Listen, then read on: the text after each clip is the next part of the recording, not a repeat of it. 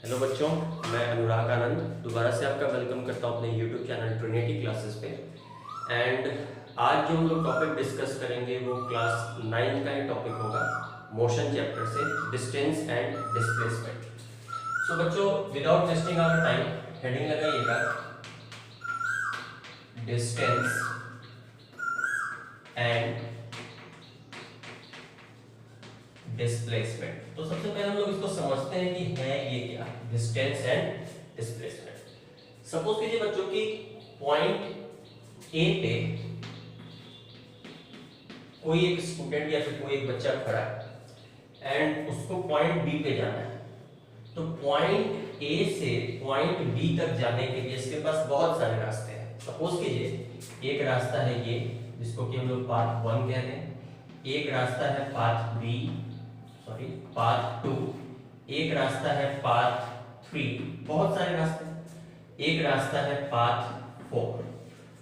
तो distance travelled हम लोग तब कहेंगे जो कोई भी मूविंग ऑब्जेक्ट जो एक्चुअल रास्ता, एक्चुअल पाथ कवर करता है। जैसे सपोज कीजिए पॉइंट ए से पॉइंट बी तक जाना है, तो अगर वह पाथ ए को चूज करता है तो path A will be the ये डिस्टेंस, ये जो एक्चुअल डिस्टेंस है यही इसका डिस्टेंस कहलाएगा।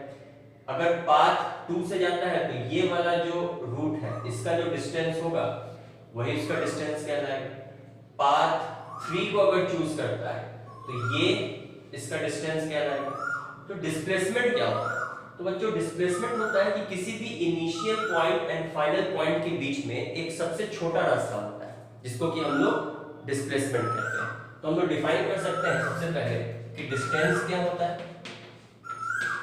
तो डिस्टेंस को डिफाइन कर सकते हैं एक्चुअल पाथ कवर्ड बाय अ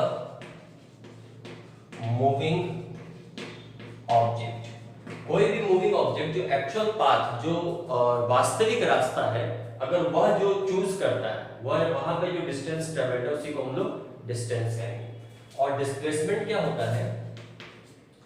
तो डिस्प्लेसमेंट, इसको हम लोग डिफाइन कर सकते हैं सबसे छोटा रास्ता या फिर शॉर्टेस्ट डिस्टेंस भी आप कह सकते हैं। Shortest distance is called as displacement. तो किताब इसको कैसे डिफाइन करता है? The shortest distance between initial point and final point. Initial point और फाइनल पॉइंट के बीच में जो सबसे छोटा रास्ता होगा उसी को हम लोग डिस्प्लेसमेंट का नाम देते हैं।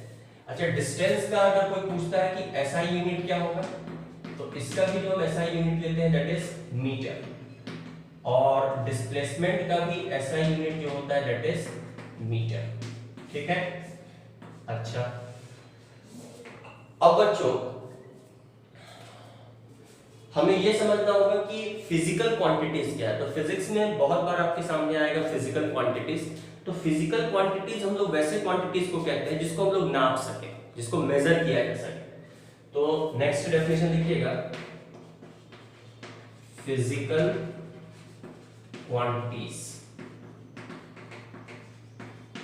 वैसा quantities which can be measured, जिसको हम लोग नाप सकते हैं, which can be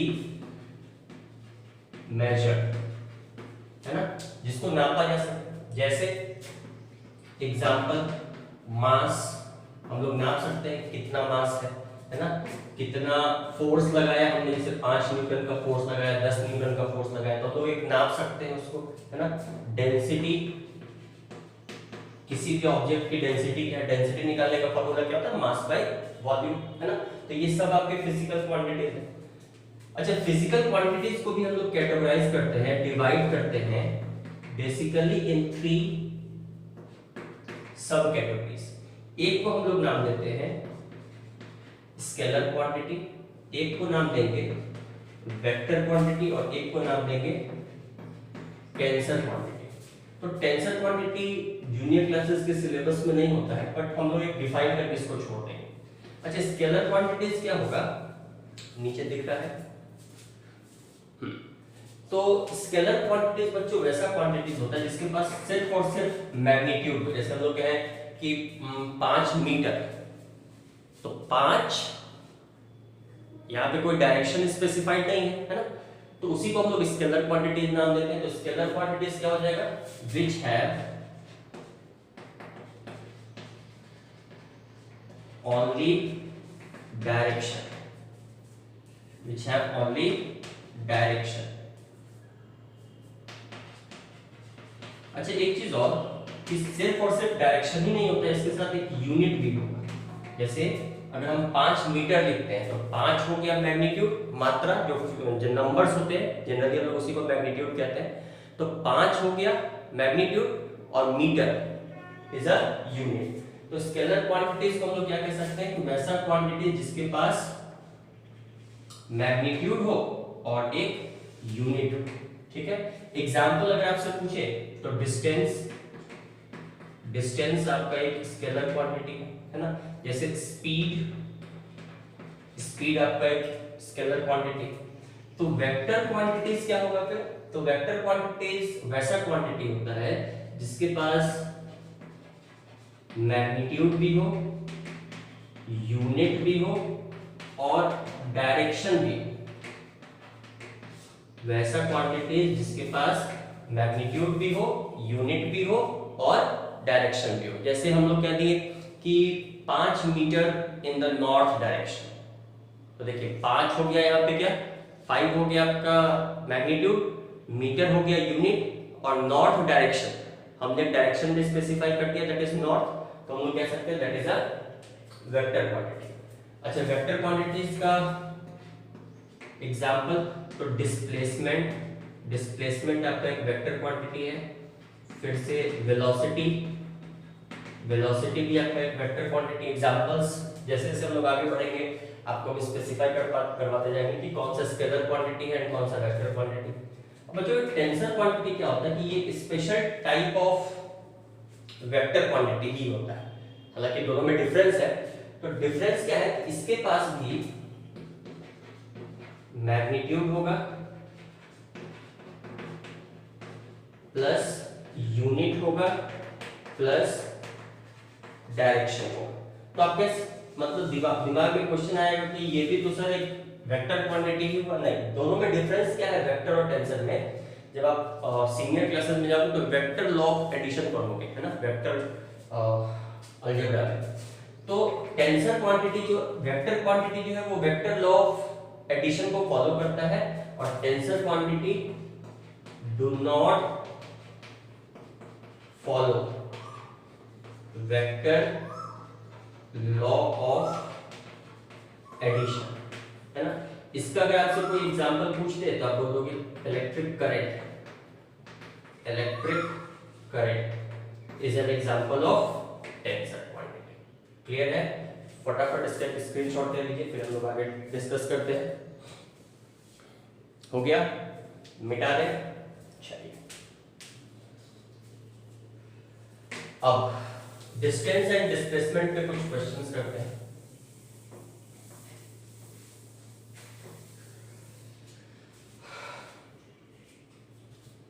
next question, जैसे सपोज कीजिए कि हमारे पास कोई एक ऑब्जेक्ट है पॉइंट ए पे और कहता है डायरेक्शन आपको समझ में आता है। जैसे सपोज कीजिए कि मैप में हम लोग सबसे ऊपर नॉर्थ लेते हैं, फिर साउथ, फिर वेस्ट और फिर ईस्ट, और इन सब के बीच में डिग्री कितना होता है 90 डिग्री का। तो जैसे सपोज कीजिए कि हमारे पास कोई एक ऑब्जेक्ट है, क्वेश्चन कहता है कि एक ऑब्जेक्ट पॉइंट ए से टुवर्ड्स साउथ जाता है 5 मीटर, तो साउथ डायरेक्शन आपका नीचे ही होगा। सपोज कीजिए दिस पॉइंट इज बी, ठीक है। फिर कहता है कि इस पॉइंट बी से यह ऑब्जेक्ट 6 मीटर मूव करता है किधर, टुवर्ड्स ईस्ट, ठीक है। तो कहता है कि इसका डिस्टेंस ट्रैवल्ड कितना होगा एंड डिस्प्लेसमेंट कितना होगा। तो देखिए बच्चों, इस पॉइंट को हम लोग ऐसे मिला सकते हैं, मान लीजिए पॉइंट सी ले लिए, तो हमने आपको बताया कि डिस्टेंस जो होता है that is the actual path covered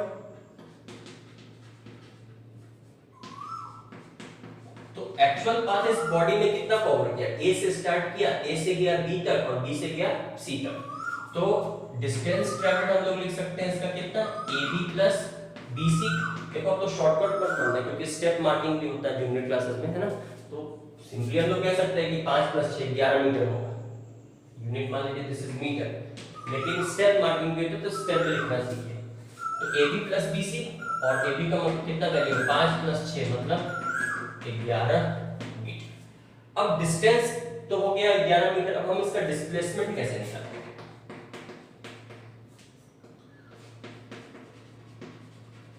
बच्चों डिस्प्लेसमेंट निकालने के लिए हमारे पास तरीका है, जैसे ये एक राइट एंगल ट्रायंगल बनाएगा। थ्योरी में हम आपको बता चुके हैं कि नॉर्थ और ईस्ट के बीच का एंगल कितना है 90 डिग्री। तो यह एक राइट एंगल ट्रायंगल बनाएगा। राइट एंगल ट्रायंगल में हम लोग ये AC कैलकुलेट कर सकते हैं पाइथागोरस थ्योरम से। तो इसका डिस्प्लेसमेंट हो जाएगा AC और पाइथागोरस थ्योरम से आप निकाल सकते हो कि AC बराबर क्या होता है, hypotenuse Pythagoras theorem h² = p² + b²। Square root ले लो तो h बराबर क्या हो जाएगा √p² + b²। अब इस ट्रायंगल में आपका परपेंडिकुलर क्या है, AB का होल स्क्वायर प्लस बेस क्या है BC का होल स्क्वायर और इसका अंडर रूट। AB का वैल्यू कितना है 5² प्लस 6² का अंडर रूट मतलब √25 प्लस 36। इसको आप कैलकुलेट कर सकते हो, अंडर रूट में ही छोड़ देना अगर परफेक्ट स्क्वायर नहीं है तो, है ना। कितना हो जाएगा ये 5 11 में 1 6 61 √61 metre is the displacement. Clear है? फटाफट इसको नोट कर लीजिए, फिर हम लोग नेक्स्ट क्वेश्चन करते हैं। चलिए अगला सवाल करें। जैसे कहता है calculate the distance and displacement. हमारे पास एक ऑब्जेक्ट है जो पॉइंट A पे है। कहता है यह 3 मीटर गया साउथ पॉइंट B पे। तो A से गया यह B पे, कितना डिस्टेंस इसने ट्रेवल किया 3 मीटर। फिर कहता है कि यह टुवर्ड्स ईस्ट मूव करता है 4 मीटर और पहुंच जाता है पॉइंट C पे। तो टुवर्ड्स ईस्ट इसने कितना ट्रेवल किया 4 मीटर। क्लियर है? उसके बाद कहता है कि फिर इस ऑब्जेक्ट ने टुवर्ड्स ये डायरेक्शन टुवर्ड्स साउथ मूव किया 3 मीटर, पहुंच गया ये पॉइंट D पे। फिर कहता है टुवर्ड्स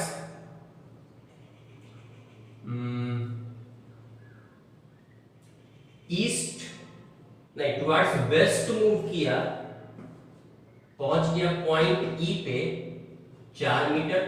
फिर यह नॉर्थ के डायरेक्शन में गया 3 मीटर और पहुंच गया पॉइंट B पे। तो इस गिवन डेटा से आपको डिस्टेंस एंड डिस्प्लेसमेंट कैलकुलेट करना है। फिर से सुनिए कि कैलकुलेट करना है आपको डिस्टेंस एंड डिस्प्लेसमेंट, है ना। क्या कह रहा है सवाल कि A से B गया 3 मीटर, B से C गया 4 मीटर, C से फिर D गया 3 मीटर, फिर D से E गया 4 मीटर और फिर E से D गया 3 मीटर। तो अच्छा यहाँ पे आप डिस्टेंस अगर देखोगे तो डिस्टेंस का डेफिनेशन हमने देखा है कि डिस्टेंस बराबर होता है टोटल एक्चुअल पाथ कवर। तो देखिए यहां से यहां गया मतलब AB प्लस फिर B पॉइंट से C गया तो प्लस BC कर दीजिए। फिर कहता है C पॉइंट से D गया तो प्लस CD कर दीजिए। फिर D पॉइंट से E गया तो प्लस DE कर दीजिए। फिर E पॉइंट से B पॉइंट तक गया तो प्लस EB कर दीजिए। ठीक है, यही डिस्टेंस होगा। अब AB का कितना है लेंथ 3, तो 3 प्लस BC का कितना है 4 प्लस फिर 3 फिर 4 फिर EB प्लस 3, यही हो जाएगा टोटल डिस्टेंस। ऐड कर दीजिए कितना हो जाएगा 7 7 3 10 14 और 3 17। That means distance travelled is 70 metre. Clear है? अच्छा अब देखिए कि डिस्प्लेसमेंट क्या होगा? तो जो डिस्प्लेसमेंट की अगर हम बात करें तो initial point and final point के बीच का डिस्टेंस कितना है? देखिए यहां से स्टार्ट किया और फाइनली ये यहीं पे आके रुक गया है, पाथ ये है लेकिन यहां पे आके रुक गया है, तो initial point and final point के बीच का डिस्टेंस कितना है? यही है 3 मीटर। तो हम लोग कह सकते हैं कि इसका डिस्प्लेसमेंट कितना है? 3 मीटर। क्लियर है? फटाफट इसका भी स्क्रीनशॉट ले लीजिए, इसको भी नोट कर लीजिए, इधर वाला मिटा दे। चलिए नेक्स्ट एक और सवाल करें। नेक्स्ट क्वेश्चन कहता है कैलकुलेट डिस्टेंस एंड डिस्प्लेसमेंट। सवाल सुनिएगा, पॉइंट ए से गया कोई ऑब्जेक्ट 3 मीटर, किधर? साउथ, पहुंच गया पॉइंट बी पे, पॉइंट बी से यह टर्न किया किधर? टुवर्ड्स वेस्ट, पहुंच गया पॉइंट सी पे, इसने डिस्टेंस ट्रेवल किया 4 मीटर। फिर कहता है कि इस पॉइंट सी से यह टुवर्ड्स साउथ मूव किया 4 मीटर, ठीक है, पहुंच गया पॉइंट डी पे, फिर मूव किया टुवर्ड्स ईस्ट, हाँ टुवर्ड्स ईस्ट, पहुंच गया पॉइंट ई पे, डिस्टेंस ट्रेवल किया 3 मीटर। तो हमें इस डायग्राम से इसका distance travelled and displacement calculate करना है। तो जो इस फिगर में हम लोग इस पॉइंट को ऐसे मिला सकते हैं, मान लीजिए ये पॉइंट ई यहां तक है ना। अच्छा, तो इस कंडीशन में अगर आप डिस्टेंस कैलकुलेट करो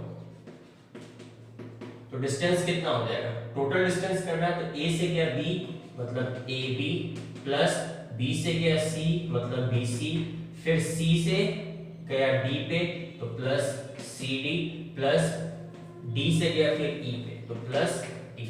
यही डिस्टेंस होगा। सबका वैल्यू रख दीजिए। ए बी कितना है? 3 प्लस 4 प्लस 4 प्लस 3 मतलब 40 metre is the distance. Clear है? अब इसका डिस्प्लेसमेंट कितना होगा? तो फिगर को एनालाइज कीजिए बच्चों, क्या यह एक राइट एंगल ट्रायंगल है? तो राइट एंगल ट्रायंगल में आप पाइथागोरस थ्योरम लगा के क्या AC निकाल सकते हो? तो AC कैसे निकालोगे?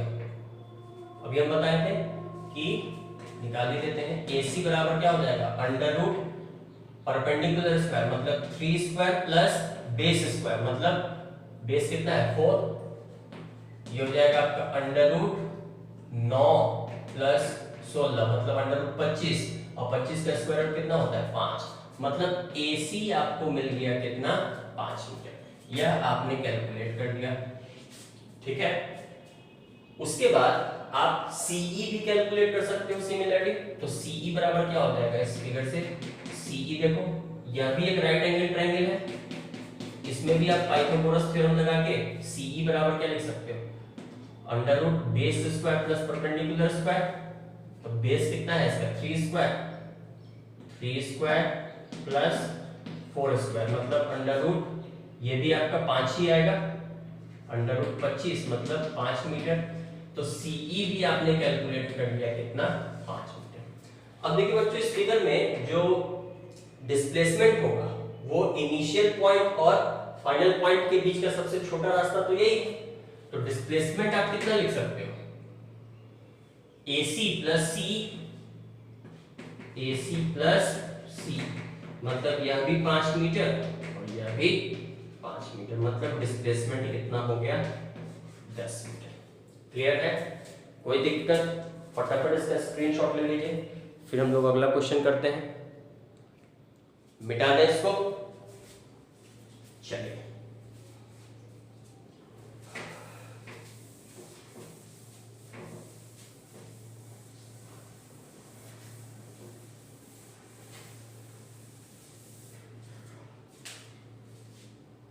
Next question.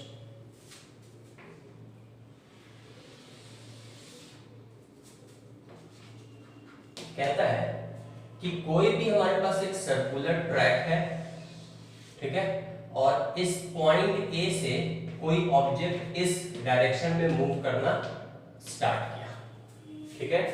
और इस ऑब्जेक्ट ने इस सर्कुलर ट्रैक का जो रेडियस दिया हुआ है, सपोज कीजिए यह दिया हुआ है 7 सेंटीमीटर का, और कहता है कि अगर कोई पर्सन ए 3 कंप्लीट रोटेशन किया, कितना रोटेशन किया, 3 कंप्लीट रोटेशन किया, तो हमें उसका कैलकुलेट करना है कि डिस्टेंस एंड डिस्प्लेसमेंट कितना होगा। क्या कह रहा है question, calculate distance and displacement, ठीक है।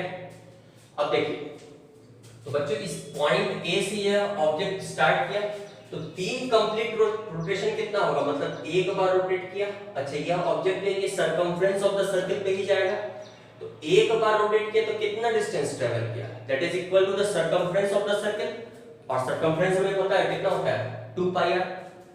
तो एक बार किया तो 2 पाई आर, दूसरे बार किया फिर 2 पाई आर, तीसरे बार किया फिर 2 पाई आर, मतलब कि हम कह सकते हैं distance travelled in 3 complete rotation, और यह डिस्टेंस कितना हो जाएगा, तो 2 पाई आर एक बार में, फिर दूसरे बार में 2 पाई आर, फिर तीसरे बार में 2 पाई आर, मतलब ये हो गया 6 पाई आर, और 6 इंटू पाई का वैल्यू आपको पता है 22/7, और आर का value radius of the circle कितना दिया हुआ है, मतलब आप इसको कैलकुलेट कर सकते हो 132 मीटर।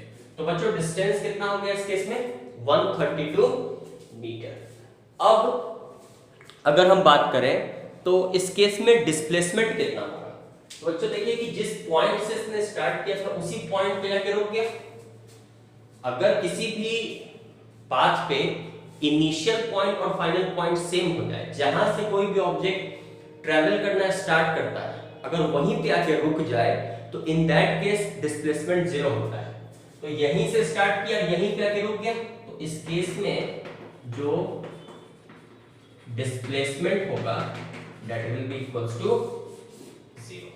क्लियर है, कोई दिक्कत, नोट कर लीजिए इसको, फिर हम लोग नेक्स्ट एक और क्वेश्चन करते हैं।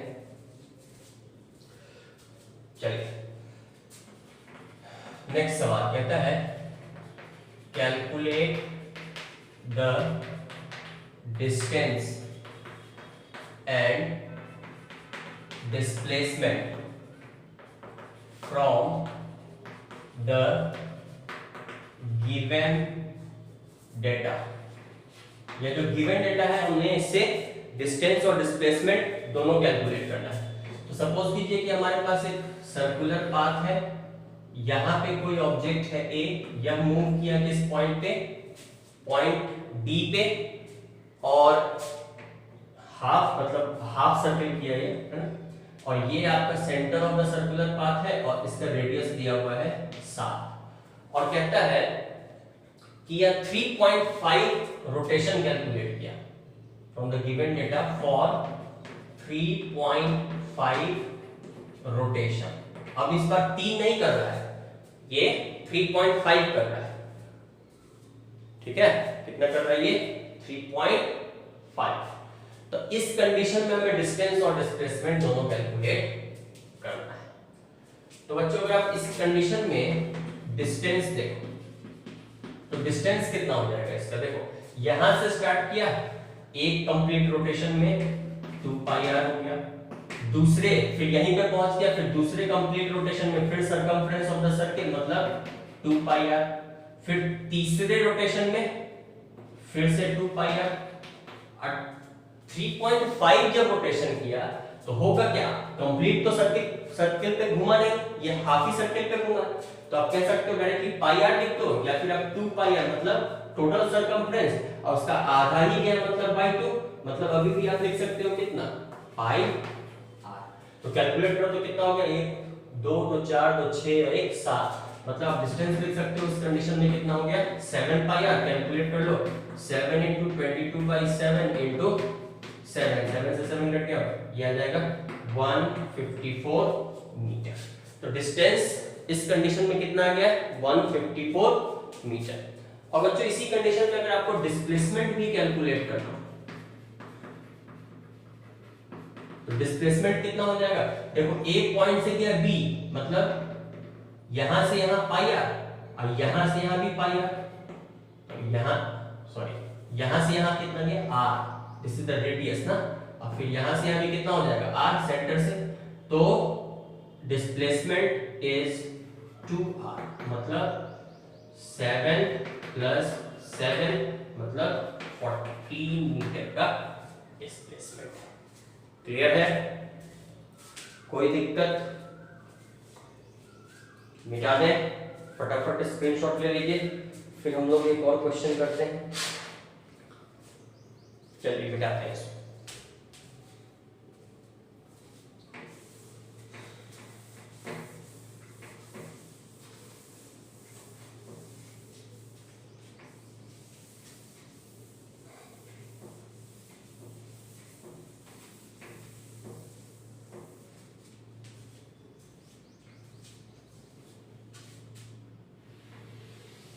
नेक्स्ट सवाल देखिए, कहता है calculate the distance for 3 complete rotation, है ना, एंड डिस्प्लेसमेंट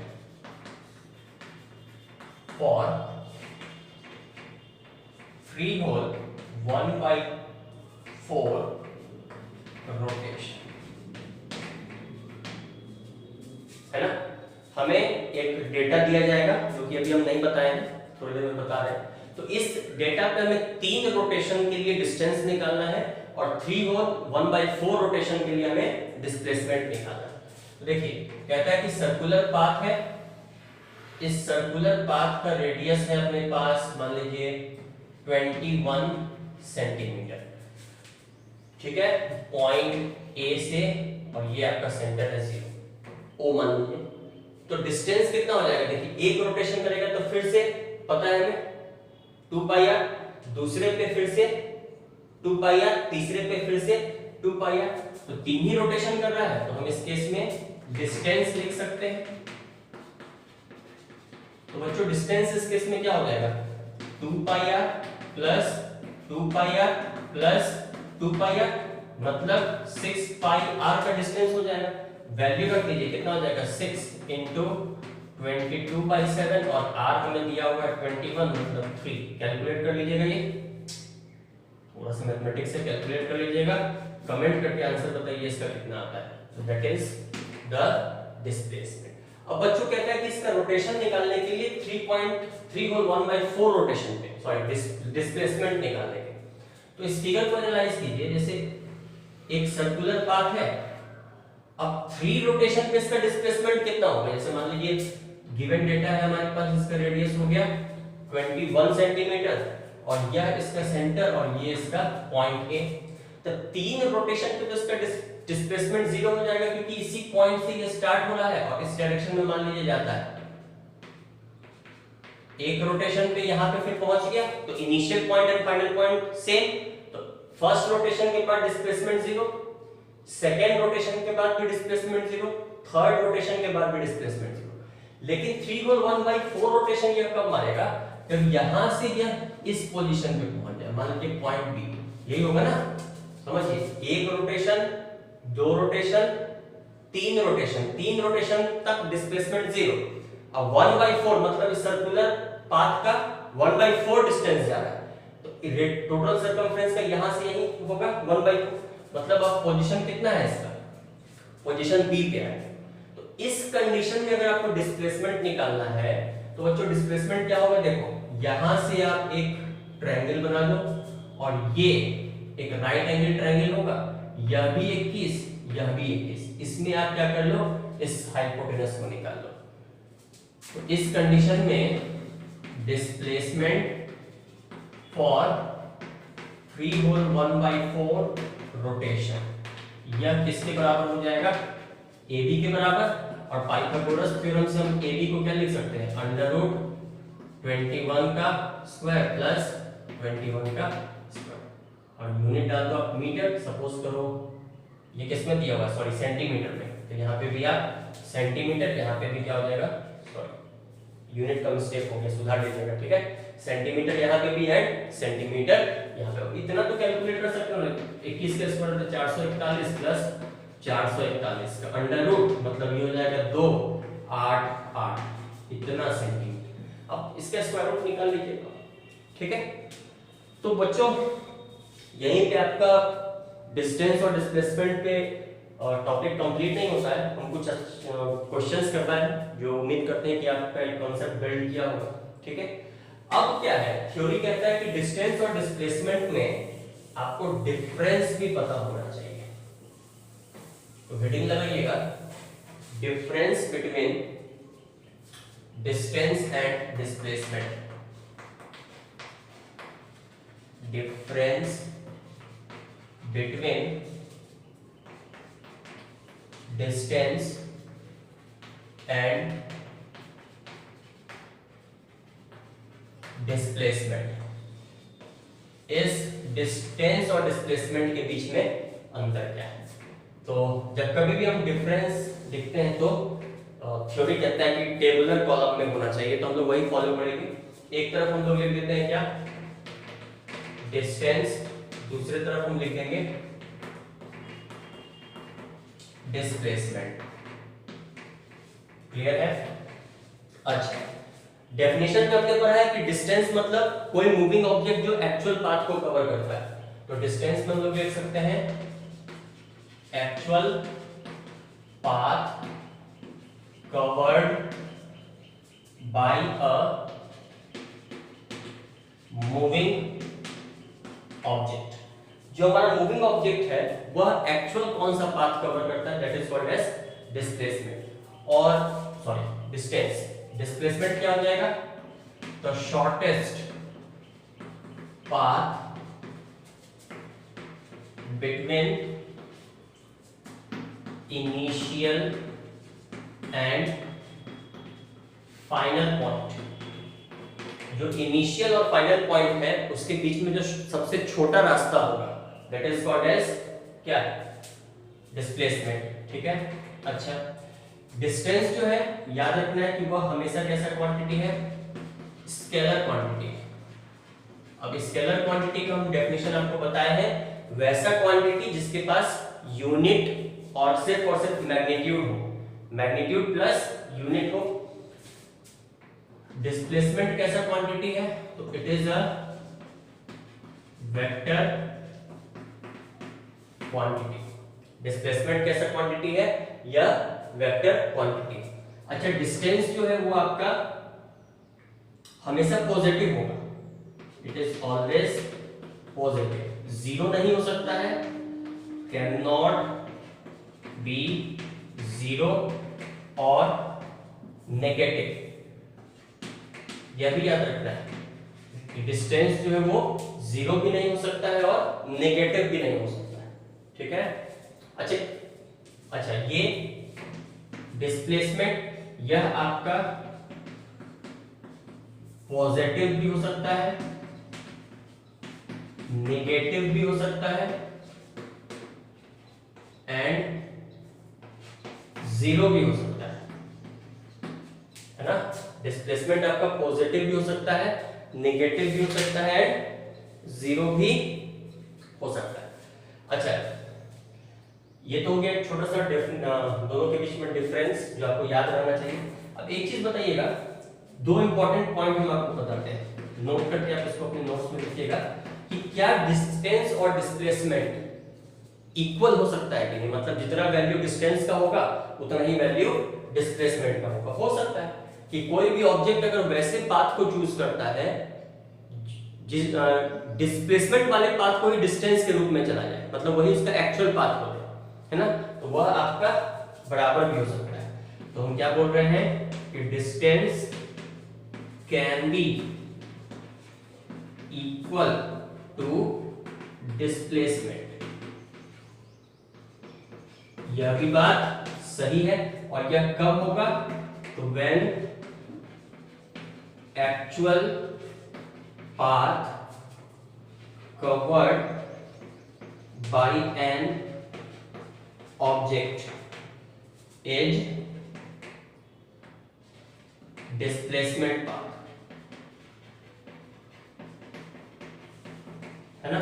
अच्छा, एक चीज आपने और भी सुना होगा कि जो फास्टेस्ट मीन्स ऑफ ट्रांसपोर्ट है वह अपने पास एरोप्लेन है। तो एरोप्लेन जो है वो कोशिश करता है कि वो हमेशा डिस्प्लेसमेंट वाले पाथ पे ही जाए। क्या हम बोल रहे हैं कि एरोप्लेन को कम समय लगता है एक जगह से दूसरे जगह जाने के लिए, तो एरोप्लेन कोशिश करता है कि हमेशा वो किस पाथ को चूज करे, डिस्प्लेसमेंट वाले पाथ को चूज करे। क्लियर है। तो बच्चों यही एक छोटा सा कॉन्सेप्ट है आपके पास, जो कि डिस्टेंस और डिस्प्लेसमेंट को उम्मीद करते हैं पूरी तरह से क्लियर किया होगा।